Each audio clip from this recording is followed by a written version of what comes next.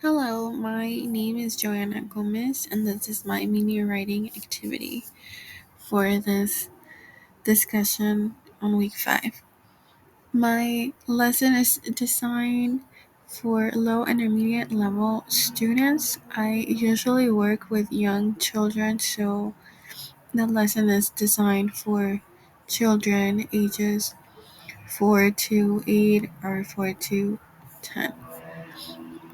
I have worked in the past with Mandarin Chinese native speakers, and that's the intended audience that I designed the activities for. So the lesson consists of 3 parts. I decided to build up on a previous lesson where we read the book Brown Bear. So here, going back to Eric Carle, now we're going to be looking at the Very Hungry Caterpillar. So we're going to review first off the previous lesson, the book Brown Bear, what do you see? And then have the children recall the story from the previous lesson. And then look at the new story with the book The Very Hungry Caterpillar. Then start building into the parts for the story and do a pre-writing activity.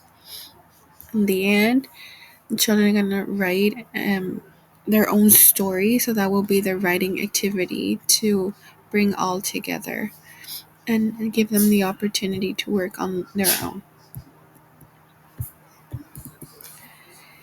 So activating their background knowledge and connecting the previous lesson, so we can have both books and have the children look at the books, look at the title, the images, and start talking about what their knowledge and their experience was the previous class where they had to put this story together.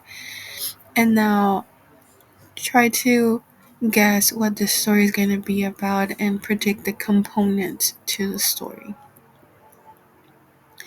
Then diving into the elements of a story to keep it simple for them. We're going to look at a story has 4 elements. We're going to have a character or characters. Then it's going to be a setting, the problem, and then the solution at the end. So the children are going to be given this handout which says story element organizer. It has a section for characters, setting, problem, and solution. And again, we're going to go and read The Very Hungry Caterpillar. So the children are going to have the handout available, and while listening to the story, they're going to pay close attention to the information to fill out this handout. They can either write it or draw it, and then go on to read the story. The instructor is going to read the story to the students. So once the story is over, they can discuss with their own handout what was the information that they got from the story. So teacher can ask around for students to share, for example, who is the main character or what characters are there in the story, and then the children can share what characters they saw in the story. And then they can share together the setting, the problem, the solution, and discuss how all these 4 elements coming together tell a whole story. Then later they're gonna get again the same handout, a blank one, for them to write their own story. So they're gonna have this little grid available. They're gonna write their own story in the handout, but now they're gonna have these available for them to choose from in case the activity becomes a little bit intimidating.